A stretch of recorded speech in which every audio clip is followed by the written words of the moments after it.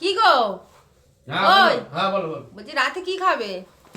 রাতে কি করি বলো তো, ডিমের ঝোল আছে নাকি? আর না, দুপুরে যে ইয়ে ছিল বাঁধাকপিটা তো কিছু নেই।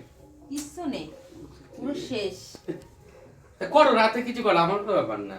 ভাত খাবো না রুটি খাবো ভাব যাচ্ছে না। তুমি বলো কি খাবে? হ্যাঁ এক করতে তোমার উপর আজকে ছাড়লাম, তুমি যেটা সব থেকে সহজ রান্না হবে সেটা তুমি করে রাখো, আমি ওটাই খাবো। যা কথা সহজ দিলাম। রান্না হ্যাঁ সব থেকে সহজ রান্না তুমি করে মানে রাখো।